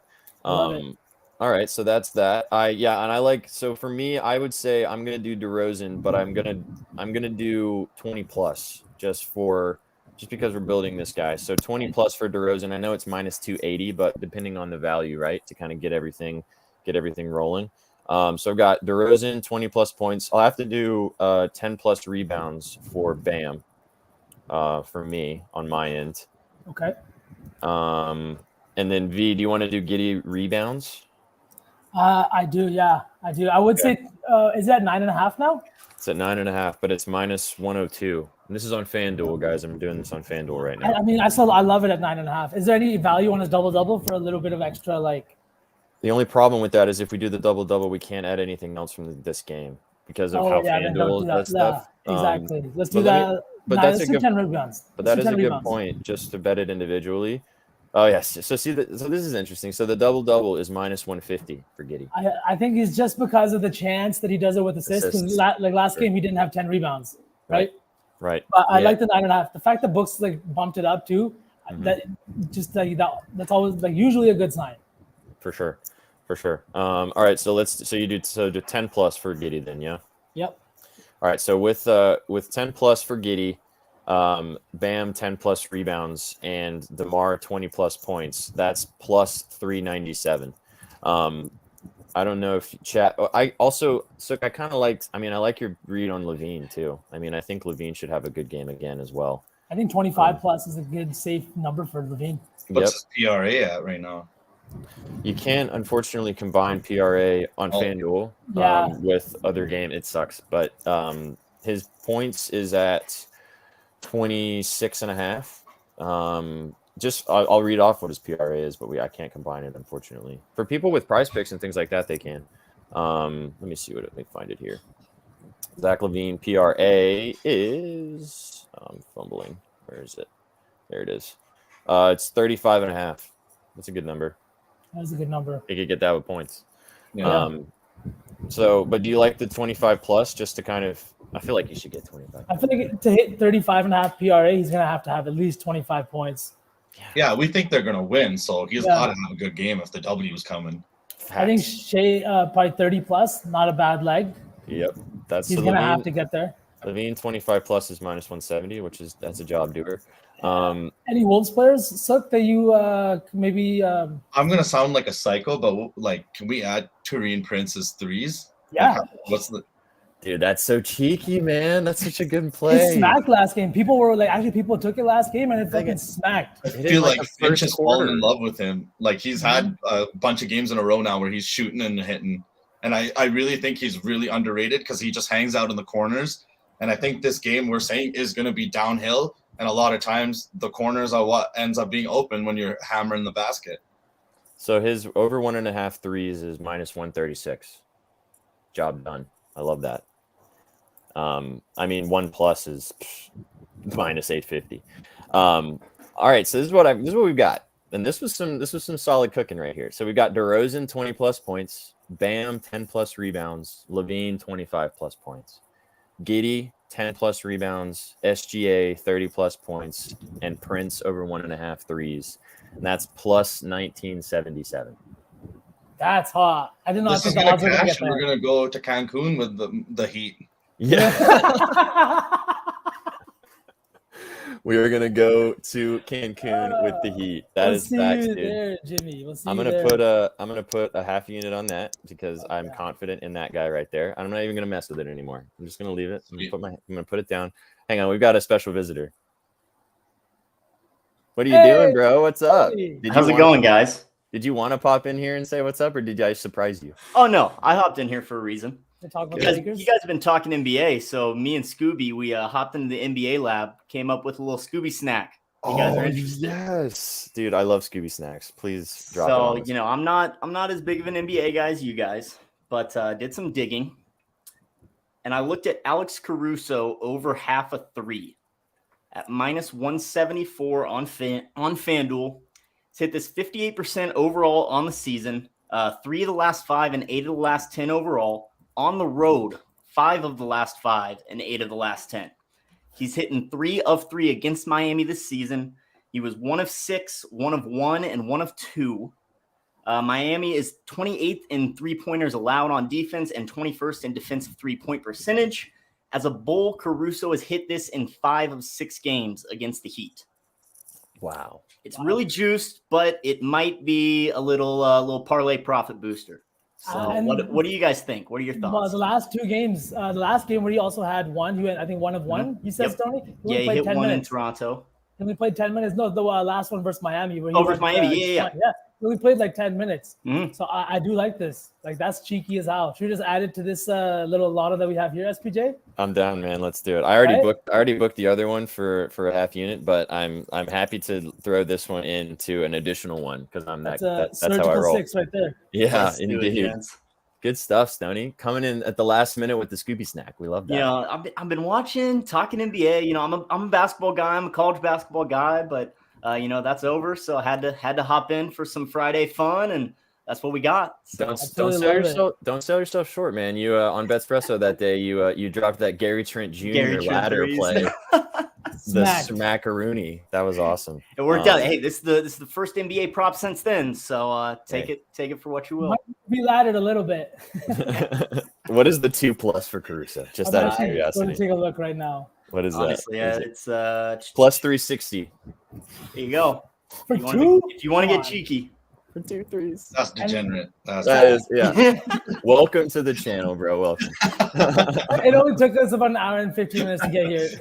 Yeah, right. That was longer than usual. Indeed. All right, boys. Indeed. That's all I got. So we love you, Stoney. Guys, go check out Stoney's Circle on Wednesdays. Every Wednesday, he'll be talking all about his different plays. Go follow Stone Bets, and he'll be on this channel every Wednesday. And he'll be with me tomorrow on Afternoon Betspresso at noon Eastern. So be sure to, you'll see his beautiful face. The Portland Thorns are going over tonight, baby. Oh, I'm going to score 6 goals alone.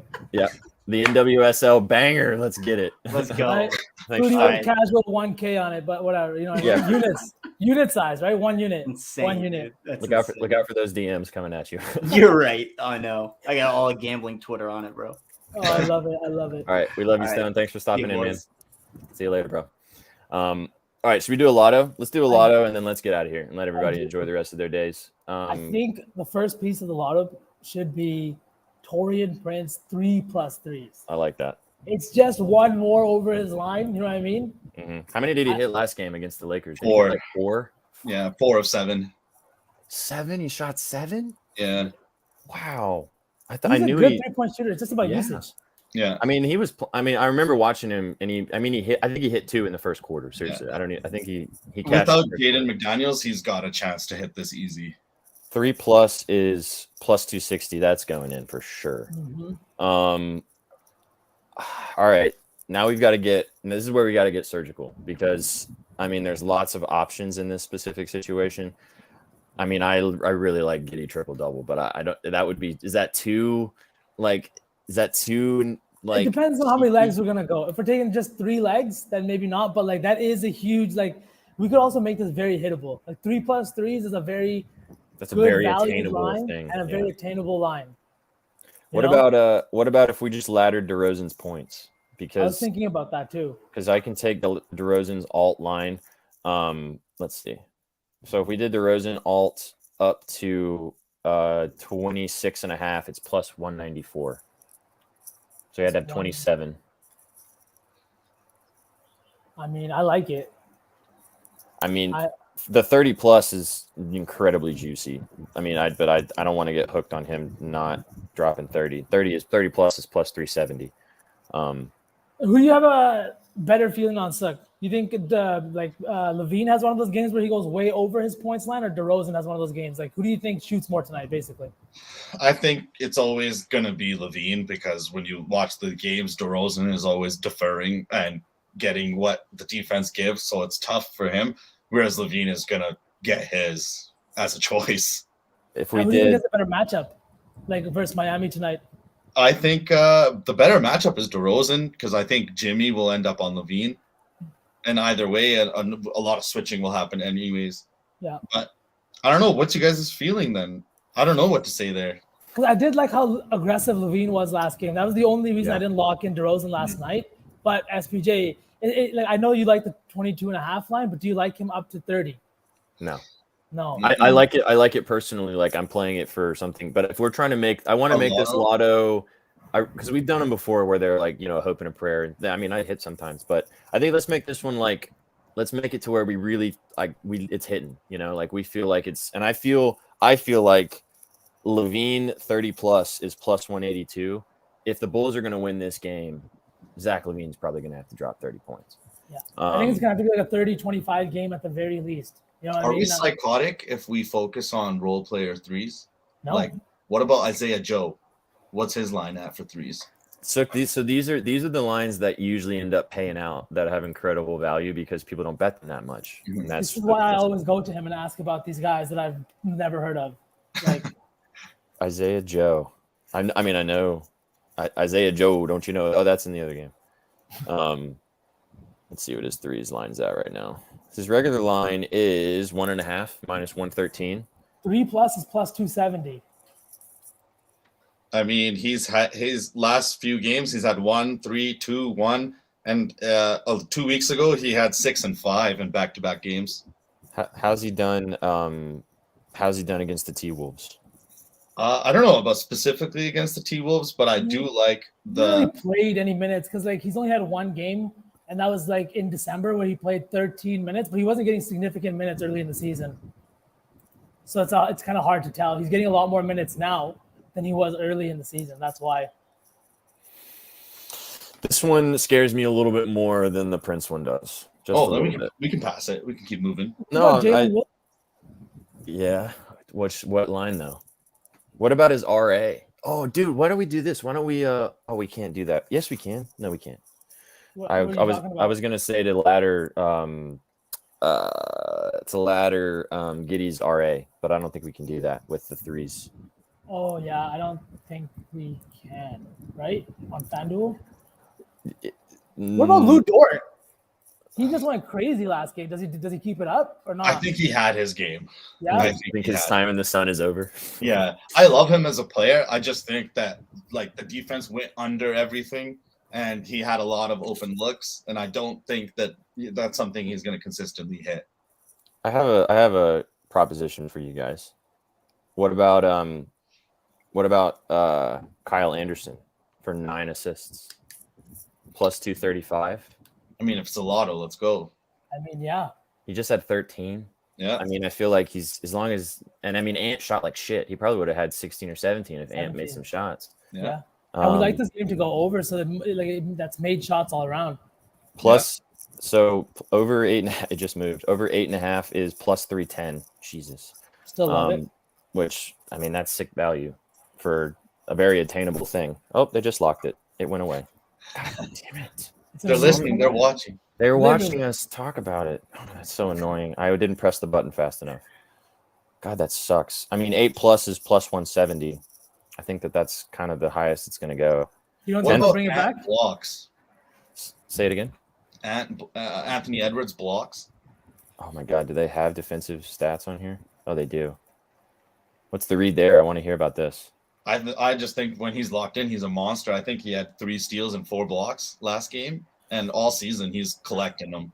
So they don't 3 blocks versus the Lakers, 4 blocks versus the Pelicans last 2 games. So this is bullshit. They don't have his blocks line on FanDuel. It means shit's hitting. Oh, fuckers. His steals, his 2+ steals is plus 100. He only had over 1 versus the Lakers, and it's kind of a little bit more sporadic than his blocks, to be honest. Yeah. Yeah. Right.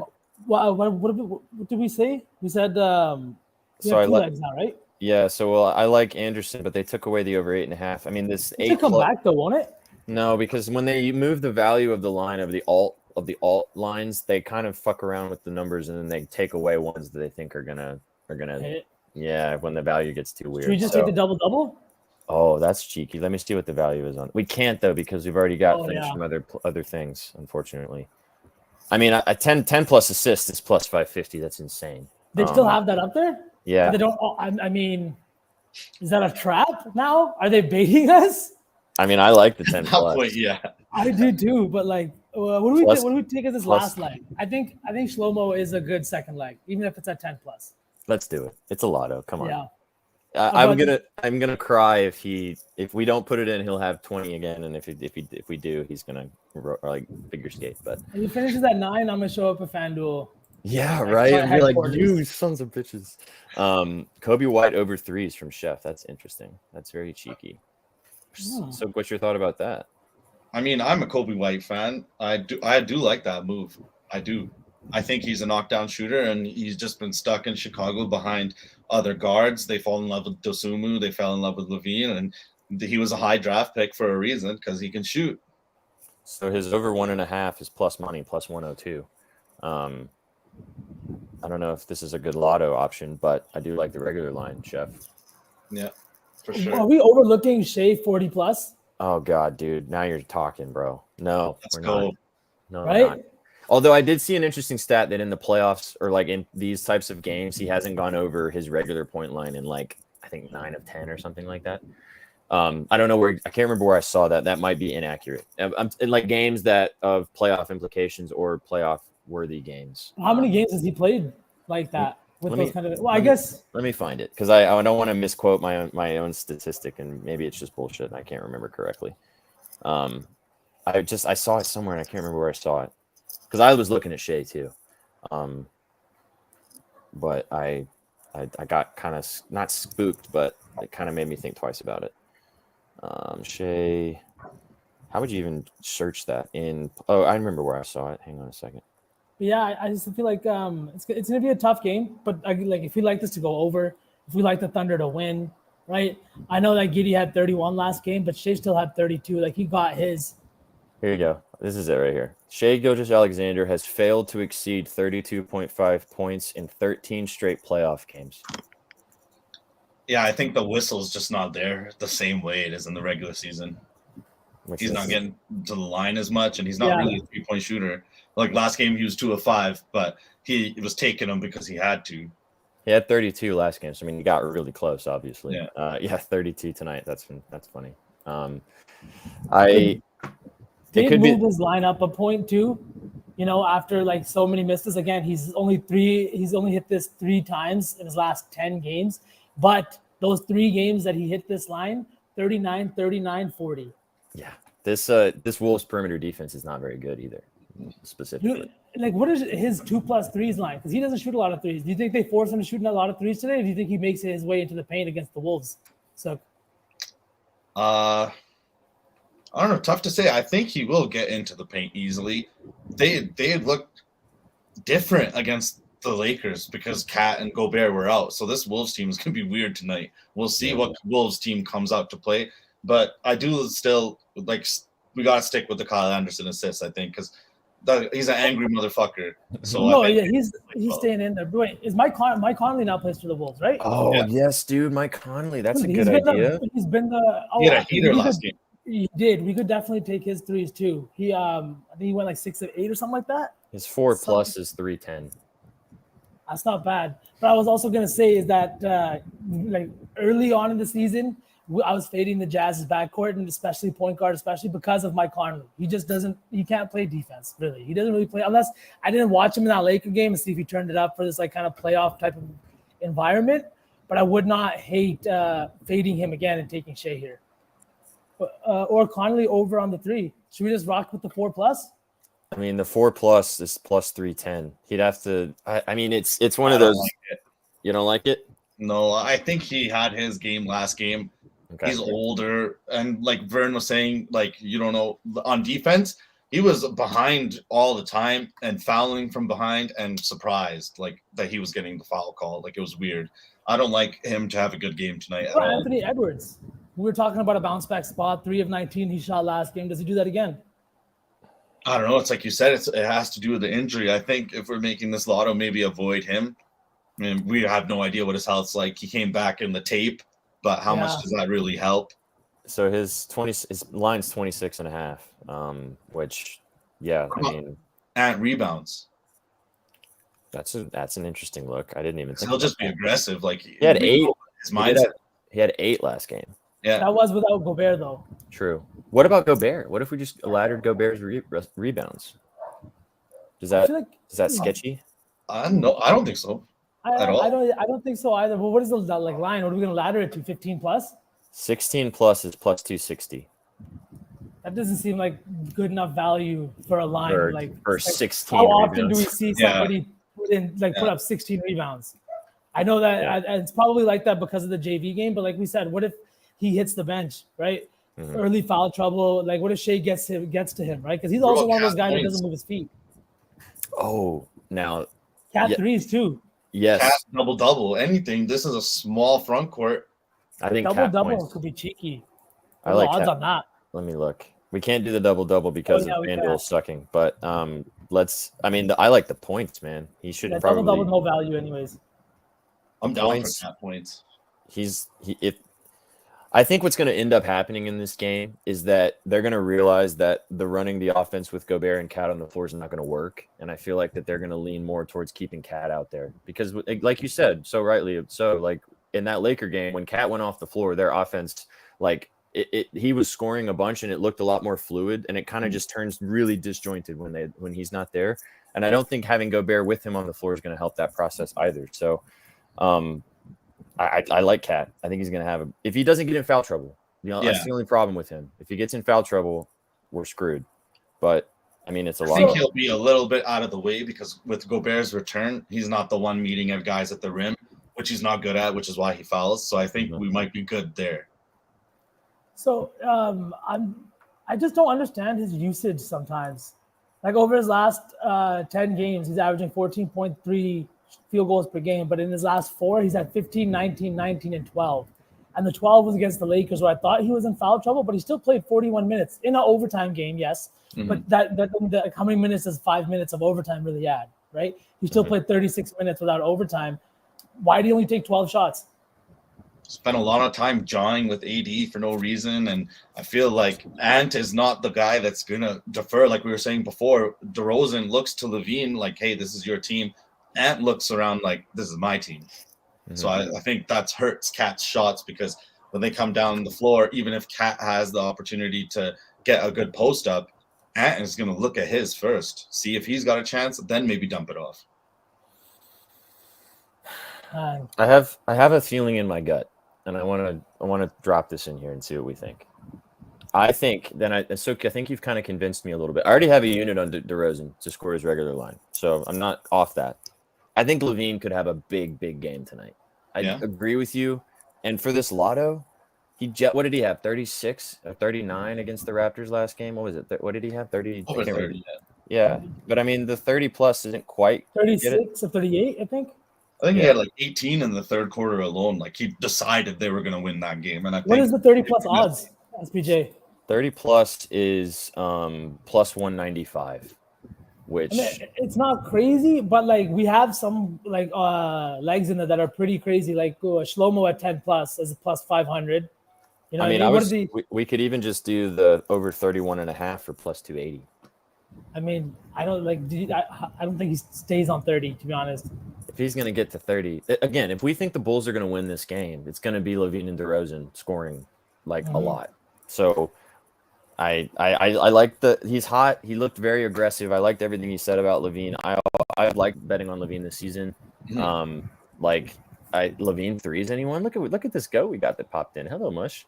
Like LaVine's 3 too. He was 2 of 7 last game. I think that he could like really have a good game from 3 if this game gets into the situation where Miami's not really interested and LaVine's just going to pull up in transition. So 4 plus 3s is plus 230. Oh, I like that. Yeah. I think the value is a lot more there than like buying up 6 points rather than just buy up 1 more 3. I think the value, I think you're right. And I mean, he's probably going to take 7 to 10 threes in this game. It's just a matter of him. Yeah. If he takes 7, we've got a chance. Yeah. For sure. All right, let's do it. Let's lock it in. Yeah. All right. So we've got 3 legs, and it is Taurean Prince 3 plus 3s, Kyle Anderson 10 plus assists. He has hit this. Look at this. This is why we love Mush dropping in. Has 4 plus 3s and 4 of 7 versus the Heat. Nice. Right there. Bang. Nice. Kyle Anderson 10 plus assists and Zach LaVine 4 plus 3s. That's plus 7,078. Sick. Should we do one more? Do we find one more nugget? Is there ever enough lays? No, there's not. I think we should find one more because we've been talking. It's nice that we don't have to end the show now because these games are starting. Usually when we start a little later, we got to dip because the games are about to go. But we got time. What have we got on that Patrick Williams threes or McLaughlin assists? McLaughlin assists? I wouldn't even think to play that. Because if the Thunder blow the game out, then he's the guy that's going to be on the floor. He could get a few assists if it's like really low. They don't even have his line listed. Yeah. Which means we know what that means. Prince rebounds. So Ron Prince threes. Ron Prince threes. Yeah. I mean, yeah. Look at his threes, man. But I like his boards too. I could be convinced about Shea. I think if we're gonna do this, Shea 40 plus has got to go at least one of these. Why not? We're making another one. Well, let's see. We don't even have to go all the way up to 40. We could go Shea 37.5, and that's plus 225. Like I said, the last 3 games, the 3 out of the last 10 that he's hit, he's had 39, 39, and 40. So he's hit all three. All right. I mean, this guy's making poems about how he's supposed to be here and shit. So let's go. I want to ride with a guy that's making poems. Yeah. Dude, did you guys see his Canadian tuxedo at last game? Oh, yeah. Oh, yeah. Oh, my God. I've never wanted a Canadian tuxedo more in my life. I'm kind of a low-key Thunder fan now. I really want them to win tonight. I really do. Because I want to set up for the future. I want to see this team play the Nuggets. I want to watch that series really bad. I don't think they'll back down at all. And they have the size advantage. I don't want to see the Wolves play play the Nuggets. Fuck that. I want to watch this Thunder team. Jokic would beat Gobert and it'd just be boring. It would be. They might get swept, honestly. Yeah. What up? Hey. All right, so we got Prince 3+ threes, Kyle Anderson 10+ assists, SGA over 37.5 points, and to round us out, Levine 4+ threes, and that's plus 24,807. Hell yes! Send me all screenshots of these, please, SPJ. I will. I will post them also on our Your Betting News on our Twitter account. You guys can go follow that there if you want to ride. I'm putting $5 on this, so don't go crazy. This is not a nuke play. $5 pays $1,240.36. We'll be seeing. Word. Do you want to do one more little cheeky one since we have time, or do you guys want to? You guys got places you need to be? What other plays are you liking right now? Is there anything really? Yeah, a lot. I think that we should do something with Giddey triple-double. We didn't throw it in the last one. Let's do. What if we did Giddey triple-double and what's his name? Triple-double, just for the vibes. Kyle Anderson. Oh my God. Holy shit. I was gonna say let's do Giddey triple-double and DeRozan 30+, but that's fine. Right? So we're like covering both bases, you know? Like if they do go small and for some reason the Wolves decide that Gobert is only going to play like 21, 22 minutes today, even if it's because of like the whole issue, you know what I mean? If there's still issues in the locker room, you probably don't want that guy out there on the floor. You know what I mean? So you never know. Kyle Anderson's done it a few times, I think, or he's come really close this season. I think if they're playing bad even for a quarter, I think he gets the yank and he might not come back into that game. Yeah. Facts. Because we've seen them this season. They play a lot better without him. Like the offense flows better. Even defensively, they don't really lose anything defensively. I really like Jalen Williams, Jalen with a Y from Arkansas. I like his assists. I feel like he spends a lot of time on the perimeter, and Kat and Gobert aren't going to like that. So I feel like there'll be a lot of chances for him to dump it in. If you have a book that you can play that, you should play that because I don't, unfortunately, which sucks. But I'm just Chewy. Yeah, we're all over the Bulls tonight, brother. We're with you on your Bulls because I know he loves the Bulls too. He likes Levine 30+. This guy is a big Bulls guy, and he knows 100%. The Bulls. I'm on him too, Chewy. We're all riding together on the Bullies. All right, so just for the vibes, we got Giddey 10+ rebounds, Giddey 10+ assists, and Kyle Anderson 10+ rebounds, Kyle Anderson 10+ assists. And that is plus 20,864. I mean, right? Why not us? Why not us? You know what I'm gonna do? Because I'm cheeky like that. I'm gonna throw DeRozan 30+ in there, and obviously I'll see you guys later. I'm just saying, I have a sneaky feeling, man. We actually will see Miami and Cabo. Yeah, facts. I will, because I'll just read you guys the value, just to be, to be the T word. It's plus 100,527 with DeRozan 30+. If DeRozan gets 30+, I am going to 5,000% be watching this Thunder game. I'm gonna put $5 on that one. It pays $5,000. Let's see what happens. Has there ever been two triple doubles against each other in these games in a playoff game? I'm sure there's been at some point. In a playoff game, maybe not. Maybe not in a playoff game, but we can hope. It's a play in. There's a first night forever. He says today's the day. The contrarian in it. I mean, there's been a lot of like crazy stat lines in these play-in games, so let's hope. Let's go. There's a first night for everything, right? Mm-hmm. Exactly. Just so you guys that are just joining us in chat, we are giving away a sweatshirt today, a Betting News sweatshirt. It's on the screen. All you guys got to do is drop your guesses on how many points SGA is going to play or is going to score tonight, and you have to follow the channel. All you got to do, and you will win the spicy sweatshirt. If your answer is less than 40, you're not getting the hoodie. You are not. No, 38. It can be under 38. Got to be 38. So yeah, drop your guesses in chat. We appreciate all you guys stopping by. Gents, it's been an awesome show, man. It's been great. It's been really, really good. I am excited. Of course, look, thank you for coming on. we're gonna have to have you back throughout the playoffs. You've been awesome. It's been so awesome having you here. As soon as V texted me, he's like, "Bro, I'm bringing my friend on. He's awesome," and it's been electric, man. We loved having all of you guys here hanging out as well. Please go follow the channel, Game Worn by Vsaaauce, or I don't want it. Oh, deal. Oh, this guy sweats a lot. You don't want that shit. We're getting the inside scoop now. See? Yeah. All right, so go follow Sukh4 on Twitter. He will now be posting more NBA plays. You must make it happen. Yeah. Obviously, go follow Vsauce, the GOAT, and go follow myself, my new account at SweatPantJesus. We stream Tuesday through Saturdays, me and V every Friday, and then come and join us tomorrow at the afternoon Betspresso at 12 o'clock Eastern.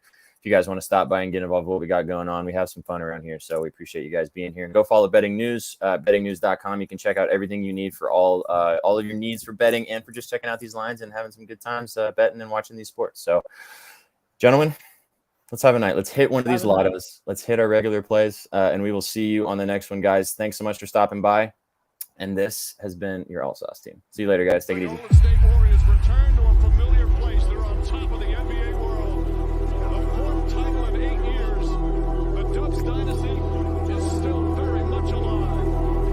You running off the road, so get out the way. Push the pedal to the floor, blow them all away. Yeah, you see I'm getting close, I accelerate. Going faster than fast, hit the gas, lose control. I won't crash, running high. Put your money on the dash, throw the dice. Lose control, I won't crash, running low. I won't crash, when you slow, I won't crash, running. Say, you running on the road, so get out the way, push the